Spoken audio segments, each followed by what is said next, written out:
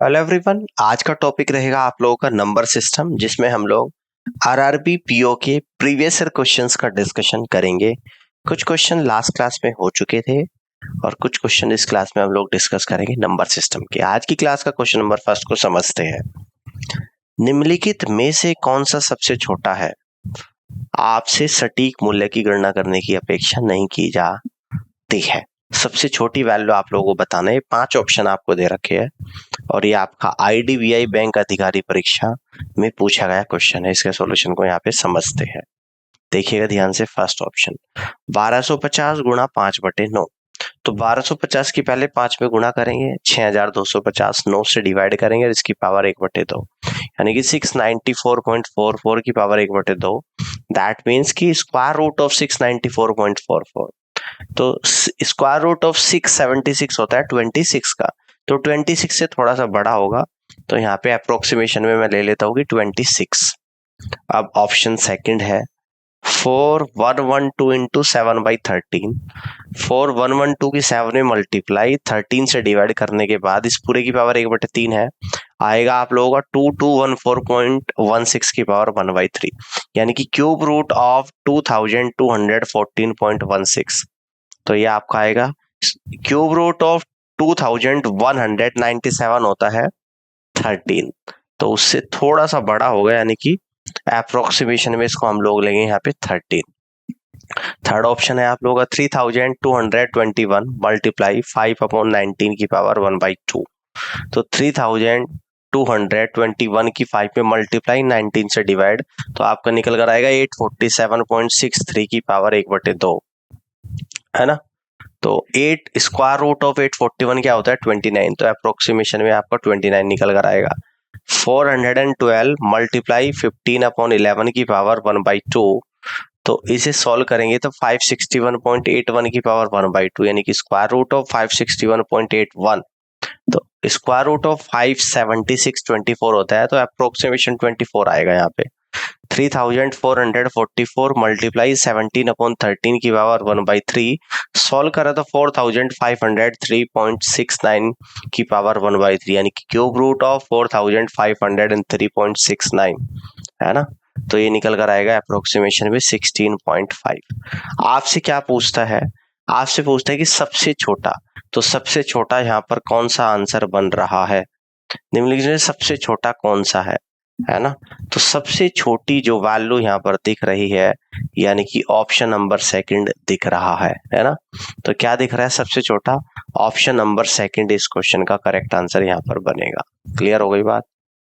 Option number second answer यहाँ पर बनेगा, यानी कि second is the right answer of this question. इस तरीके से सवाल को सॉल्व कर सकते हैं। आगे की तरफ बढ़ते हैं।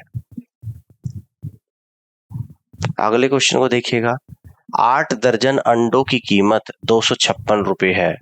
9 अंडों की कीमत ज्ञात करने के लिए किस गणना की आवश्यकता है ना। 8 दर्जन की कीमत 256, 8 दर्जन की, तो 9 अंडों की कीमत ज्ञात करने के लिए किस गणना की आवश्यकता है, इसका सॉल्यूशन देखते हैं। 8 दर्जन, एक दर्जन में 12 अंडे होते हैं, यानी कितने अंडे हो टोटल? 8 गुणा 12। अंडों का जो क्रय मूल्य है वो 256 रुपए है। एक अंडे का क्रय मूल्य है 256 डिवाइडेड बाई 8 गुणा 12, और 9 अंडों का क्रय मूल्य है 256 गुणा 9 डिवाइडेड बाई 8/12, और ये आप लोगों को यहाँ पर ऑप्शन 5 में दे रखा है, तो आप यहाँ से कहेंगे कि 5 ऑप्शन सवाल का राइट आंसर बनेगा। आगे बढ़ते हैं, नेक्स्ट क्वेश्चन को समझते हैं। देखिएगा ध्यान से। एक विशेष दिन पर एक स्कूल के 495 छात्रों के बीच मिठाइयां समान रूप से वितरित की जानी थी। हालांकि उस विशेष दिन के पास एक स्कूल के 396 छात्र भी उनके साथ शामिल हुए, इसलिए उस दिन उपस्थित प्रत्येक छात्र को 4 मिठाइयां कम मिली। तो कितनी मिठाइयां बांटी गई? इस क्वेश्चन के सॉल्यूशन को समझते हैं। माना कि मिठाइयों की संख्या x है। क्वेश्चन के अनुसार x/495 minus x/891 equal to 4 आ गया। सॉल्व करेंगे 495 और 891 का एलसीएम लेंगे, तो ऊपर आएगा 891x minus 495x equal to 4। 396x equal to 4 into 891 into 495, यानी x निकल कर आएगा 4 into 891 into 495 divide by 396 equal to 4455 ये इस क्वेश्चन का राइट आंसर होगा। आगे बढ़ते हैं, अगले क्वेश्चन को यहाँ पे समझते हैं। एक छात्र को 6 वर्षों में 324 पेंसिलों की आवश्यकता होती है, 14 वर्षों में उसे कितने दर्जन पेंसिलों की आवश्यकता होगी, है ना। इस क्वेश्चन के सॉल्यूशन को देखते हैं। 324 पेंसिलों के बराबर है 27 दर्जन पेंसिल के बराबर, है ना, क्योंकि एक दर्जन में 12 पेंसिल होती है, यानी कि 324 पेंसिलें 27 दर्जन पेंसिल के बराबर है। तो 6 वर्षों में 27 दर्जन चाहिए, तो 14 वर्षों में कितना चाहिए, 27/6 गुणा 14, यानी कि 63 दर्जन पेंसिल चाहिए। कितने वर्षों में, 14 वर्षों में। ऑल क्लियर है। आगे की तरफ बढ़ते हैं, अगले क्वेश्चन को समझते हैं। नेक्स्ट क्वेश्चन है 4523 को पूर्ण वर्ग बनाने के लिए इसमें कौन सी न्यूनतम संख्या जोड़ी जानी चाहिए। ठीक है, सॉल्यूशन देखते हैं। अगर मैं 67 गुणा 67 का करूं, 67 गुणा 67 तो 4489 होता है। अगर मैं 68 गुणा 68 देखूं तो 4624 होता है। ठीक है ना। अब देखो ये कितना है, 4624 से छोटा है और 4489 से बड़ा है। तो पूर्ण वर्ग बनाने के लिए इसमें क्या करना पड़ेगा, कह रहा है कि क्या जोड़ा जाना चाहिए। तो जोड़े जाने की जब बात यहाँ पर हो रही है तो यानी कि मैं 4624 में से 4523 माइनस करूंगा, इसका मतलब 101 यहाँ पर जोड़ा जाना चाहिए और फर्स्ट ऑप्शन सवाल का राइट आंसर बनेगा, यही इस क्वेश्चन का आंसर होगा। क्लियर है। आगे बढ़ते हैं, अगला क्वेश्चन को समझते हैं। यदि छोटी संख्या x और दूसरी संख्या के दोगुने का योग छोटी संख्या के दोगुने और 16 के योग के बराबर है तो संख्याओं के बीच का अंतर 6 है, तो छोटी संख्या ज्ञात कीजिएगा। क्वेश्चन के सॉल्यूशन को समझते हैं। माना कि संख्याएं x और x प्लस 6 है, x प्लस दूसरी संख्या का दोगुना x प्लस 6 का दोगुना इक्वल टू कितना हो जाएगा, दूसरी एक संख्या के दोगुने एक से 16 अधिक है तो 2x plus 16, x plus 2x plus 12 equal to 2x plus 16, x equal to 16 minus 12 equal to 4। That means first is the right answer of this question. First option सवाल का राइट आंसर बनेगा। आगे बढ़ते हैं, अगले क्वेश्चन को समझते हैं। 3 क्रमागत संख्याओं का योग 2262 है, उच्चतम संख्या का 41% क्या है ना। तो देखिएगा ध्यान से। माना कि 3 लगातार संख्याएं x, x plus 1, x plus 2 है। प्रश्न के अनुसार x plus 1 plus x plus 2 equal to 2262 है। तो यहाँ से 3x plus 3 equal to 2262, 3x equal to 2259, तो x इक्वल टू 2259/3 यानी कि 753 आ जाएगा। तो संख्याएं 753, 754, 755 होगी। तो सबसे बड़ी संख्या कितनी है, 755। 755 का 41% निकालना है, 755 गुणा 41/100, तो ये निकल कर आएगा 309.55, यानी फिफ्थ ऑप्शन सवाल का राइट आंसर जा रहा है और यही इस क्वेश्चन का आंसर भी होगा। आगे देखते हैं नेक्स्ट क्वेश्चन को, इसको देखिएगा ध्यान से। कह रहा है कि यदि भिन्न के अंश को 150% से बढ़ा दिया जाता है और भिन्न के हर को 300% से बढ़ाया जाता है तो परिणामी भिन्न 5/18 होती है। तो मूल भिन्न क्या है आप लोगों को बताना है। अब हम लोग यहाँ पर क्या मान लेते हैं, हमने माना कि मूल भिन्न x/y है। अब क्या कह रहा है कि 150% से अंश को बढ़ाया गया, तो अंश पहले मान लो 100% था, 150 से बढ़ाया गया तो x इंटू 250 हो गया, और हर को 300% से बढ़ाया गया तो y इंटू 100 को 300% बढ़ाऊंगा तो 400 हो जाएगा, y इंटू 400। तो x into 250 divided by y into 400 equal to 5/18। तो x upon y equal to 5/18 into 400 upon 250 equal to 4/9, यानी x अपॉन y मूल भिन्न आपकी जो निकल कर आएगी 4/9 आएगी और फर्स्ट ऑप्शन सवाल का राइट आंसर बनेगा। ऑल क्लियर है। अब आगे बढ़ते हैं, अगले क्वेश्चन को समझते हैं। दो संख्याओं का योग 11 के वर्ग और 9 के घन के योग के बराबर है। बड़ी संख्या 25 के वर्ग से 5 का स्क्वायर कम है।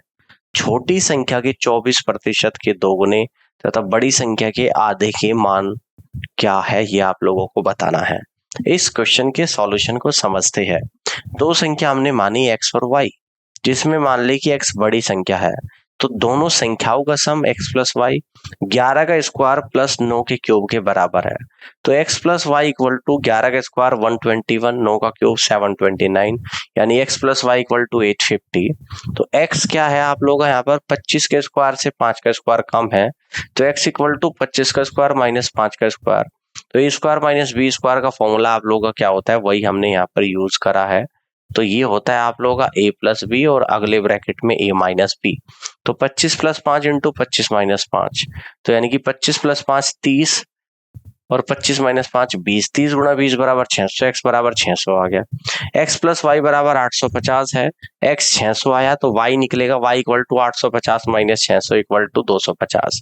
तो आवश्यक योग क्या हो जाएगा, 250 गुणा 24 गुणा 2/100 और प्लस 600/2, यानी कि 120 plus 300, that means is equal to 420। इस क्वेश्चन का राइट आंसर बनेगा। क्लियर है। फिफ्थ ऑप्शन सवाल का राइट आंसर जा रहा है। आगे देखते हैं, अगले क्वेश्चन को समझते हैं। लगातार 6 विषम संख्याएं हैं, अंतिम 3 संख्याओं के औसत का वर्ग पहली 2 संख्याओं के गुणनफल से 386 अधिक है। पहली विषम संख्या का मान क्या है, आप लोगों को बताना है। इसके सॉल्यूशन को यहाँ पे समझते हैं। 6 लगातार विषम संख्याएं हमने मानी x, x plus 2, x plus 4, x plus 6, x plus 8, x plus 10। Question के अनुसार, है ना, क्वेश्चन के अनुसार आखिरी की 3 का एवरेज यानी कि x plus 6 plus x plus 8 plus x plus 10 का एवरेज यानी कि डिवाइड बाई 3 का स्क्वायर इक्वल टू पहली 2 के प्रोडक्ट से 386 ज्यादा है। पहली 2 का प्रोडक्ट x इंटू एक्स प्लस 2 प्लस 386। तो सॉल्व करेंगे 3x प्लस 24 डिवाइड बाई 3 का square equal to x square plus 2x plus 386। 3 से डिवाइड करूंगा x प्लस 8 का square equal to x square plus 2x plus 386। तो x square plus 16x plus 64 equal to x square plus 2x plus 386। तो 16x minus 2x equal to 386 minus 64, 14x equal to 322, x equal to 322 divide by 14 equal to 23। That means second option सवाल का correct answer होगा। Clear है। आगे बढ़ते हैं, अगले question को समझते हैं। एक संख्या ऐसी होती है जिसे 3 से गुणा करने पर एक और संख्या प्राप्त होती है जो 116 से उतनी ही ऊपर होती है जितनी मूल संख्या 116 से नीचे होती है। तो मूल संख्या का 40% क्या है, आप लोगों को बताना है। चलिए इस क्वेश्चन के सॉल्यूशन को समझते हैं। माना की संख्या क्या है, x है, और क्वेश्चन के अनुसार 3x minus 116 equal to 116 minus x। तो 4x equal to 116 plus 116 equal to 232। तो x equal to 232 divide by 4 equal to 58। अब 58 का 40% निकालेंगे, 58 इंटू 40 अपॉन 100 इक्वल टू 23.2, और ये ही इस क्वेश्चन का राइट आंसर होगा। ऑल क्लियर है। आगे की तरफ बढ़ते हैं। वह सबसे छोटी संख्या कौन सी है जिसे 10, 15, 18 और 30 से विभाजित करने पर क्रमशः 6, 11, 14 और 26 शेष बचता है। चलिए इसके सॉल्यूशन को समझते हैं।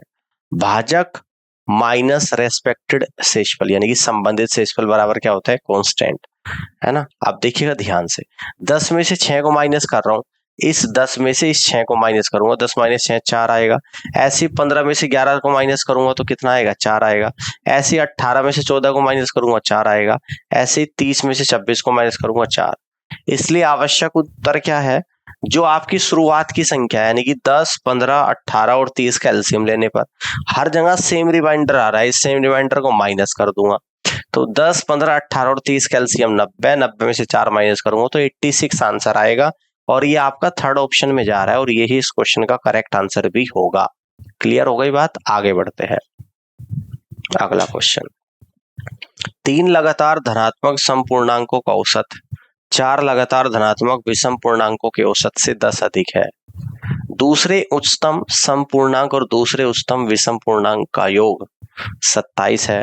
निम्नतम विषम पूर्णांक क्या है, ये आप लोगों को बताना है। ठीक है ना। इस क्वेश्चन को देखते हैं। 3 लगातार समपूर्णांक कितने हैं, क्या क्या है, x, x plus 2, x plus 4। 4 लगातार विषम पूर्णांक क्या है, y, y plus 2, y plus 4, y plus 6 है।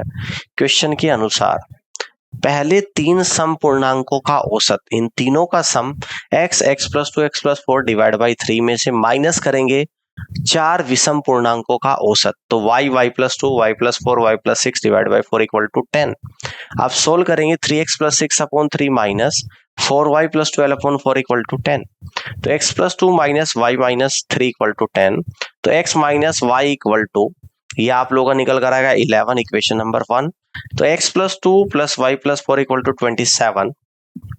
तो x plus y equal to 27 minus 6 equal to 21, equation second. समीकरण 2 में से एक को माइनस करने पर x plus y minus x plus y equal to 21 minus 11। तो 2y इक्वल टू 10, तो y इक्वल टू 5 आएगा और यहाँ से ऑप्शन थर्ड सवाल का करेक्ट आंसर बनेगा। ठीक है, यही इस क्वेश्चन का आंसर भी होगा। समझ में आ गया ये क्वेश्चन। अब हम बढ़ रहे हैं अगले क्वेश्चन की तरफ, इसको देखते हैं। यदि तीन क्रमागत सम पूर्ण संख्याओं का योग 116 हो तो सबसे बड़ी संख्या कौन सी है? ठीक है ना, तो तीन क्रमागत पूर्ण संख्या, तो x का स्क्वायर प्लस x प्लस 2 का स्क्वायर प्लस x प्लस 4 का स्क्वायर इक्वल टू 116। तो x स्क्वायर x प्लस 2 का whole square x square plus 4 plus 4x, x plus 4 का whole square x square plus 16 plus 8x equal to 116। तो यहाँ पर x square को add करूंगा 3x square और x वाले टर्म को ऐड करूंगा तो 12x, बाकी 20। 3x square plus 12x plus 20 equal to 116। तो 3x square plus 12x minus 96 equal to 0 आएगा। 3 से डिवाइड करूंगा, x square plus 4x minus 32 equal to 0। तो x square plus 8x minus 4x minus 32 equal to 0। तो पहले दो term में से x कॉमन ले लूंगा, x इंटू एक्स प्लस 8। नेक्स्ट के दो टर्म में से 4 कॉमन ले लूंगा, माइनस 4 ब्रैकेट में x प्लस 8 इक्वल टू 0। तो x माइनस 4 आया, x plus 8 equal to 0, x बराबर 4 आ जाएगा, x नॉट इक्वल टू 8 आएगा। सबसे बड़ी संख्या क्या हो जाएगी आप लोगों की? ये थी x प्लस 4 और x की वैल्यू 4 रख दूंगा, तो 4 प्लस 4 का स्क्वायर यानी 8 का स्क्वायर या 8 इंटू 8, दैट मीन सेम चीज है, 8 का स्क्वायर 64 होगा और ऑप्शन 5 सवाल का राइट आंसर होगा। इस तरीके से क्वेश्चन को आप लोग सॉल्व कर सकते हैं। आगे बढ़ते हैं, नेक्स्ट क्वेश्चन को समझते हैं, देखिएगा ध्यान से। 4 लगातार विषम संख्याओं और 3 लगातार सम संख्याओं के योग के बीच का अंतर 20 है। साथ ही सबसे बड़ी सम संख्या सबसे बड़ी विषम संख्या से 5 अधिक है। तो सबसे छोटी विषम संख्या और सबसे छोटी सम संख्याओं का योग क्या है, आपको बताना है। इस क्वेश्चन के सॉल्यूशन को समझते हैं, देखिएगा ध्यान से। माना कि क्रमागत विषम संख्याएं x मान लेता हूं, x plus 2, x plus 4, x plus 6। सबसे बड़ी सम संख्या, ठीक है, x प्लस 11। ठीक है ना, क्लियर है बात यहाँ पे, है ना। देखो यहाँ पे क्या बोल रहा है, सबसे बड़ी सम संख्या सबसे बड़ी विषम संख्या से 5 अधिक है। तो विषम संख्या सबसे बड़ी x प्लस 6 है, तो सम संख्या इससे 5 अधिक है, तो सम संख्या हो जाएगी x plus 6 plus 5 equal to x plus 11। और अन्य सम संख्या क्या हो जाएगी भाई? तो अन्य सम संख्या में क्या बोल रहा है, सबसे छोटी विषम संख्या और सबसे छोटी सम संख्या का योग, है ना। अन्य विषम संख्या, भैया इसके एक पहले ले लूंगा, इससे दोनों छोटी है, सबसे बड़ी सम संख्या, तो इससे पहले दो सम संख्या है x प्लस 7, x प्लस 9, क्योंकि दो दो के गैप पे होती है सम संख्या है। अब देखो ध्यान से, अब कह रहा है यहाँ पे कह रहा है कि 4 लगातार विषम संख्या और 3 लगातार सम संख्याओं के योग का अंतर। 4 लगातार विषम संख्याएं, तो 4 लगातार विषम संख्या यानी कि x, x plus 2, x plus 4, x plus 6 में से माइनस करूंगा 3 लगातार सम संख्या, तो 3 लगातार सम संख्या x plus 7 plus x plus 9 plus x plus 11 को माइनस करूंगा और ये डिफरेंस 20 है। तो यहां से सोल्व करा तो x माइनस 15 इक्वल टू 20 आया, x equal to 15 plus 20 equal to 35 आया। तो आवश्यक योग क्या होगा? अब योग क्या पूछ रहा है, कह रहा है कि सबसे छोटी विषम संख्या और सबसे छोटी सम संख्या। सबसे छोटी विषम संख्या x और सबसे छोटी सम संख्या x प्लस 7, तो 2x प्लस 7 पूछ रहा है, x की वैल्यू 35 है, तो 2 इंटू 35 प्लस 7, 2 इंटू 35 70, 70 प्लस 7 77, तो 77 राइट आंसर होगा और second option is the correct answer of this question. इस तरीके से आप यहाँ पे इस क्वेश्चन को सॉल्व कर सकते हैं। बात समझ में आ गई है तो जल्दी से बताइएगा, क्लियर हो गई बात। आगे बढ़ते हैं, अगले क्वेश्चन को समझते हैं। आरोही क्रम में लगातार 6 विषम संख्याएं है और प्रत्येक 3 से विभाज्य है। तो सभी संख्याओं का औसत 48 है। तो 3 से विभाज्य अगली 3 लगातार विषम संख्याओं का औसत क्या है, ये आप लोगों को बताना है। इस क्वेश्चन को समझते हैं। कह रहा है कि माना कि सबसे छोटी विषम संख्या x है, संख्याओं का योग क्या हो जाएगा, x plus x plus 6 plus x plus 12 plus x plus 18 plus x plus 24 plus x plus 30। इन क्या हो जाएगा, इनका सभी का मैंने संख्याओं का योग करा और कह रहा है कि सभी संख्याओं का योग यहाँ पर कितना निकल कर आ गया, इन सबको ऐड करा तो 6x प्लस 90 आ गया। कह रहा है कि इनका औसत क्या है, 48 है। तो 6x प्लस 90 का औसत 6 संख्या ही है, तो 6x plus 90 divide by 6 equal to 48। तो है ना, 6 से डिवाइड करूंगा इसको मैं यहाँ पे, तो आएगा x plus 15 equal to 48, x बराबर 48 माइनस 15 इक्वल टू 33। तो छठा नंबर क्या आ जाएगा, x प्लस 30 है, तो x 33 आया, 33 प्लस 30 इक्वल टू 63। तो अगली 3 लगातार संख्याएं क्या आ जाएगी भाई, है ना, अगली 3 लगातार संख्याएं, है ना। देखो ध्यान से समझिएगा, कह रहा है कि 3 से डिविजिबल है और लगातार 3 विषम संख्याएं। क्लियर है, तो ध्यान से देखिएगा इस बात को, है ना, इस बात को बड़े ही ध्यान से आप लोगों को समझना है। तो अगली 3 संख्या आएगी 69, है ना, 75 6 के गैप पे, और 81 आप लोगों की यहाँ पर आएगी, ठीक है ना।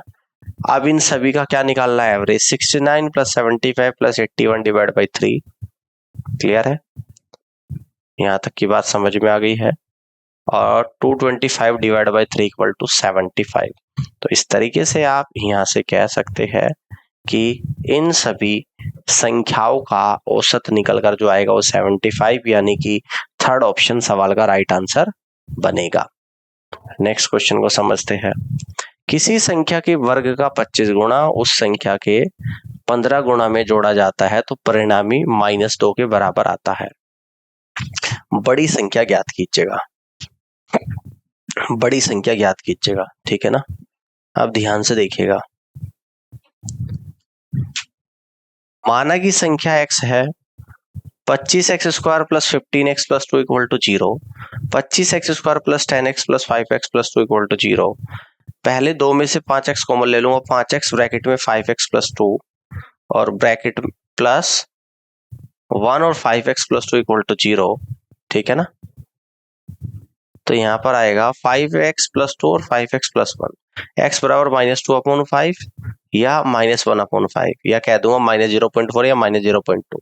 तो बड़ी संख्या क्या हो जाएगी, -0.2, और थर्ड ऑप्शन सवाल का क्या बनेगा, राइट आंसर बनेगा। ठीक है, आगे बढ़ते हैं। पहली संख्या के वर्ग और दूसरी संख्या के घन का योग 568 है, साथ ही दूसरी संख्या का वर्ग 8 के वर्ग से 15 कम है। तो पहली संख्या के 3/5 का मान क्या है, यह मानते हुए कि दोनों संख्याएं सकारात्मक है।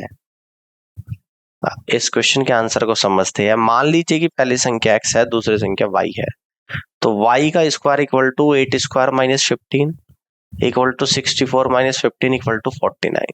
तो y बराबर 7 आ गया। एक्स स्क्वायर प्लस 7 की power 3 equal to 568, x square plus 343 equal to 568, x square बराबर 568 माइनस 343 इक्वल टू 225, एक्स बराबर square root of 225 equal to 15। तो आवश्यक मूल्य 15 इंटू 3/5 इक्वल टू 9 आ जाएगा, जो कि थर्ड ऑप्शन में दे रखा है, और थर्ड ऑप्शन सवाल का करेक्ट आंसर यहाँ पर बनेगा। क्लियर हो गई बात। अब आगे बढ़ते हैं, अगले क्वेश्चन को यहाँ पर समझते हैं। समुच्चय ए की 6 लगातार सम संख्याओं का योग 402 है और 4 लगातार संख्याओं के दूसरे समुच्चय बी का योग क्या है, जिसकी सबसे छोटी संख्या इस समुच्चय ए की सबसे छोटी संख्या के 2 गुने से 15 कम है। अब इस क्वेश्चन के सॉल्यूशन को समझते हैं। माना कि संख्याएं x, x plus 2, x plus 4, x plus 6, x plus 8, x plus 10 है, और क्वेश्चन के अनुसार इन सभी का सम 402 है ना।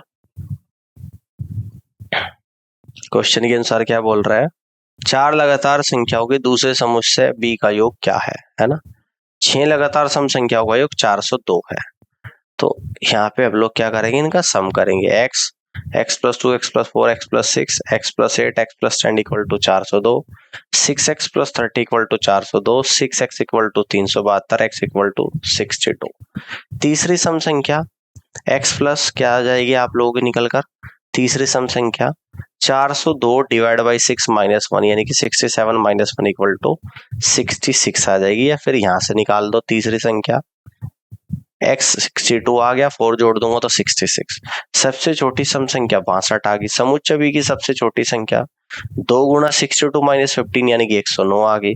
तो आवश्यक योग हो गया 109, 110, 111, 112 यानी कि समुच्चय b की लगातार 4 संख्याओं का योग। 109 से शुरुआत हो रही, फिर 110, 111, 112 यानी कि 442 आएगा।